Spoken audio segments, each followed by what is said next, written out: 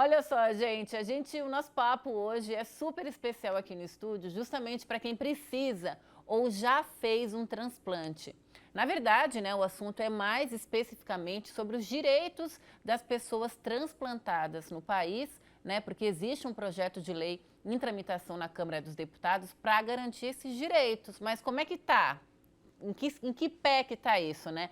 Então, para conversar comigo e explicar sobre esse assunto, eu recebo aqui a Karen Machado, que é advogada. Bem-vinda novamente, Karen. Muito obrigada, Tata. É um prazer participar do programa novamente, trazendo um assunto de tamanha relevância, né? Pois é, como é que... Porque eu sei que tu vai para os direitos das mulheres, tu dá aula e tudo mais. Aí, quando chegou transplantado, eu falei, gente, como é que esse assunto acabou entrando na tua vida? Como eu sou professora de direitos fundamentais, de direito constitucional, todos aqueles assuntos que estão em volta da vida, da educação, da saúde, da liberdade, da igualdade, são temas que eu me dedico a pesquisar e a trabalhar, né, como advogada também. Então, nós temos esse livro, Tata, que foi escrito em parceria, né, a autoria minha e do meu marido, André Amaral Medeiros, que é advogado também. Tá. E a origem dele foi em 2012, quando a gente escreveu o primeiro artigo que foi publicado num congresso internacional na UNOESC, né, sobre os direitos da pessoa transplantada. Depois disso, nós publicamos no COMPED, que é um congresso em nível nacional de direito, e também publicamos no JUS Brasil.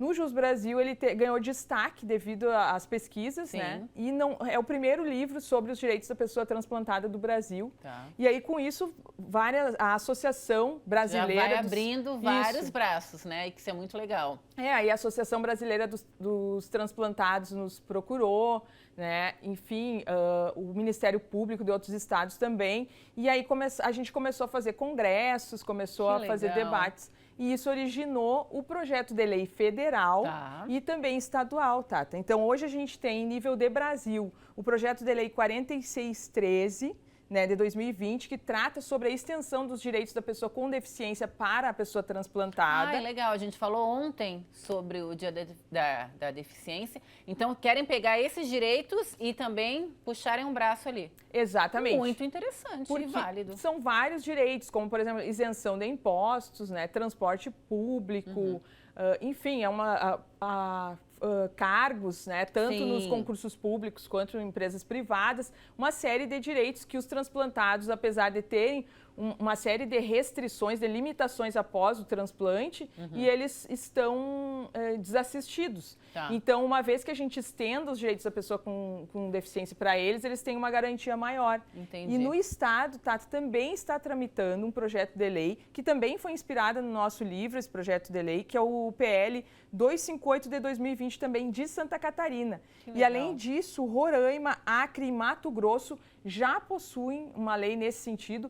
E a Argentina, em que pese tem um número menor de transplantes em relação ao Brasil, já tem um estatuto da pessoa transplantada específico, então, que é a gente estava conversando aqui antes do programa começar, que tu falou que o Brasil é o primeiro ou segundo país que mais faz transplantes? O Brasil é o segundo país que mais faz transplantes. Ele perde para os Estados Unidos. Os Estados Unidos está em primeiro lugar com 24.273 ao ano, se eu não estou enganada. E é pouco, né, se parar para pensar, gente. E o Brasil, 6.417.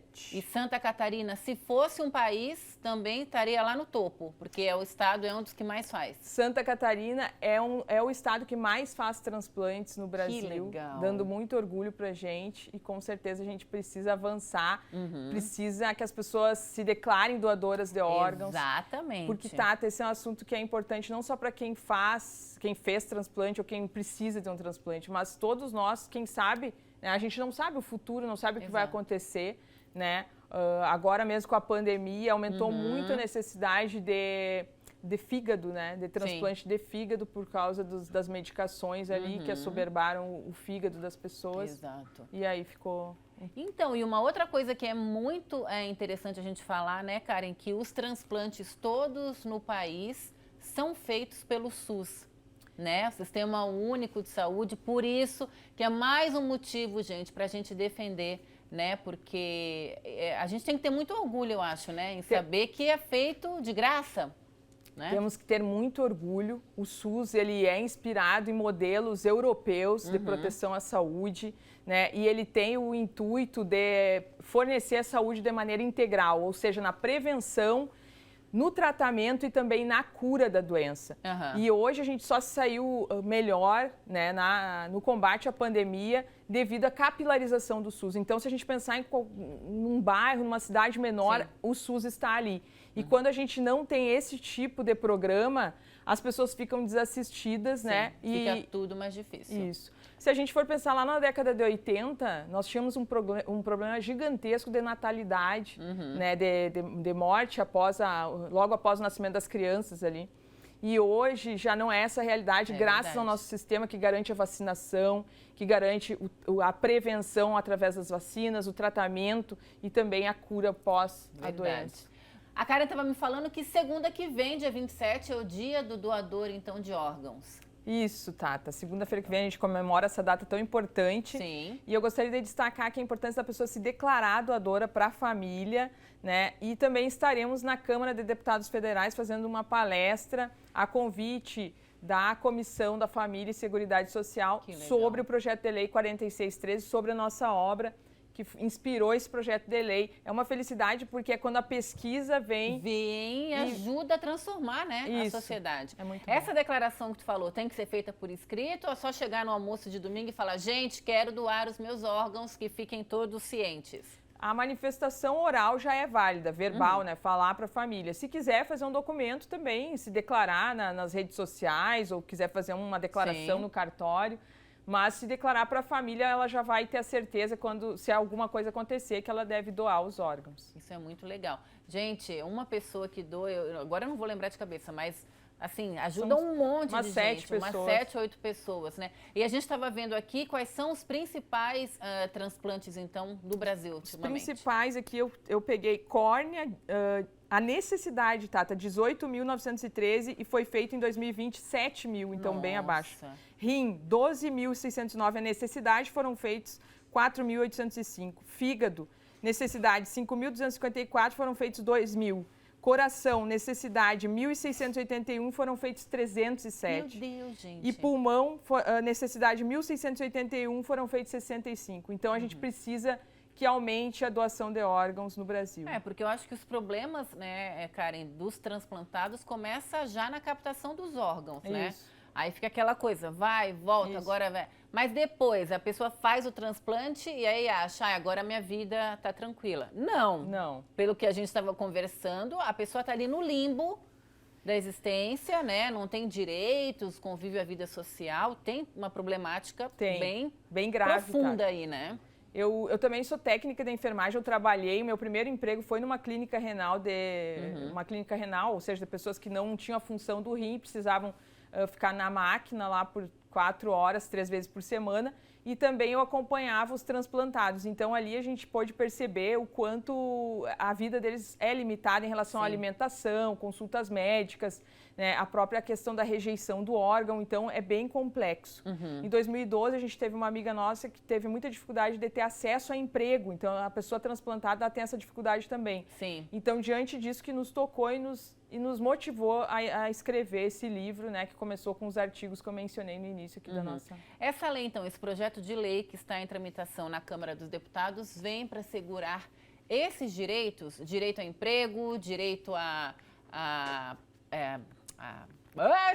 saúde, exames e tudo mais? Isso, é uma série de direitos, porque a pessoa com deficiência, ela tem um estatuto que regulamenta, né, todos os direitos. Então, mas por exemplo, o transplantado não tem esse estatuto. O transplantado não. Entendi. Então, por exemplo, se essa lei for aprovada, e por isso que é importante que a gente converse com os deputados para pedir que eles aprovem, né? A pessoa transplantada, se ela for comprar um carro, ela vai ser isenta lá de pagar o imposto. Entendi. Né? IPVA, né? Vai ter o passe livre no interestadual e municipal, o benefício LOAS, que é aquele salário, em torno de um salário lá que a pessoa que tem uma deficiência tem direito de receber. Aposentadoria, é uma aposentadoria diferenciada, né? Tem outros requisitos. A questão da programas habitacionais. Então, é uma série... os empregos, né, Sim, vagas sim. específicas, tanto no serviço público quanto privado. Então, é uma série de direitos que está em jogo e que está tramitando através do projeto de lei 4613 de 2020 na Câmara de Deputados. Já está tramitando. Está tramitando. Que legal. Está em breve, discussão. então, poderemos ter boas notícias. Com certeza, Tata. Nossa esperança é essa, estamos mobilizando. A gente vai ter agora o segundo congresso da pessoa transplantada. No primeiro a gente participou também, falando sobre o livro também, né? Que esse livro, esses projetos de leis, eles se inspiraram também nessa... Porque aqui a gente faz uma pesquisa extensa, né? Sim. E gostaria de destacar também a Argentina, né? A Argentina, ela tem já um regulamento que o Brasil precisa se inspirar nisso. E a gente precisa avançar. Nesse primeiro momento... Legal. Estender os direitos. Depois, Sim. quem sabe, tem um estatuto, um código específico da pessoa Que legal. transplantada. Adorei te receber, muito obrigada por mais esse assunto, né? E em breve a gente se vê de novo aqui no Ver Mais. Eu agradeço o espaço, quero mandar um grande beijo para a audiência, para ti, Tata, e para todas as pessoas transplantadas ou que estão aguardando um órgão. Bem, gente, se fazer um transplante, se receber um órgão é nascer de novo, temos que dar esses direitos, então, para essas pessoas voltarem, né? No seu nascimento, com tudo tranquilo.